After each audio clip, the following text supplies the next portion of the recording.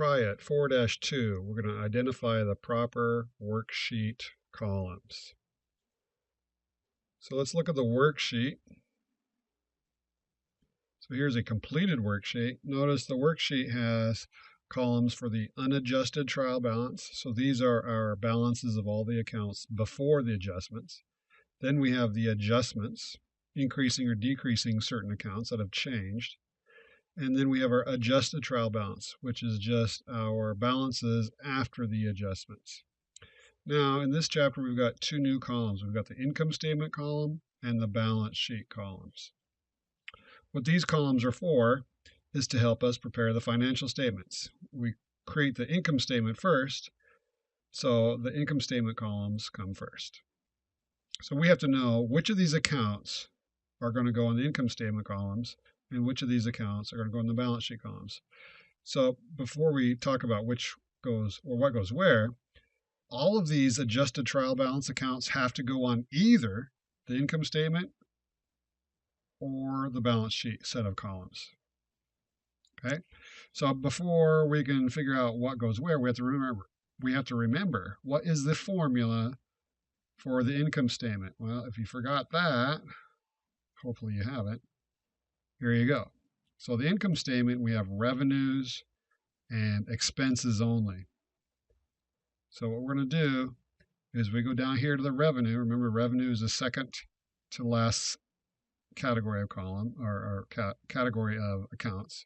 So we've got service revenue, and then after revenue we have all of our expenses. So simply all we do is we take our revenue, move it over to the income statement columns, take our expenses, move those over to the income statement columns. All the other accounts will go over to the balance sheet columns. So again, you fill out your income statement columns with revenues and expenses, and then you transfer all these other accounts, just transfer them over to the balance sheet columns. And then what we will do, once the worksheet is done, we will create the income statement, and then we will create the statement of owner's equity and then the balance sheet. So these columns are not the official financial statements. In other words, this is not the income statement. These are just the columns on the worksheet that will help us to create the income statement, just as this is not the balance sheet. This is just the columns on the worksheet that will help us to create the balance sheet. All right, let's get to the problem. So the problem is asking us, it says for each account listed, identify whether the account would appear in either the income statement section or the balance sheet.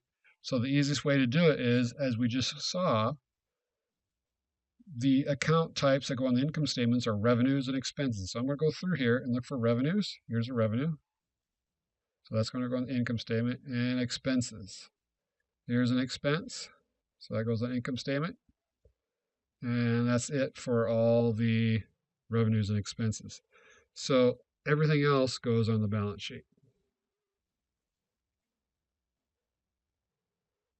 I should say goes on the balance sheet columns of the worksheet. Now, the last thing it's going to ask us is, assuming normal balances, in other words, on the plus side, identify if the account would be recorded on the debit or credit column. So this debit and credit column is just asking you what's the plus side of these accounts. So revenue has a plus side on the credit side. And again, if you forgot what these are, here's a reminder. Revenues, the plus is on the credit. Expenses and draws are on the debit. Liabilities are on the credit. Assets are on the debit. And contra assets like accumulated depreciation are opposite of assets. So the plus sign is on the credit side. AP is liability, therefore that's a credit side. Cash is an asset, therefore it's a debit side. Depreciation expense is the debit side. Withdrawals, debit side. And accumulated depreciation is a contra asset, so it is on the credit side.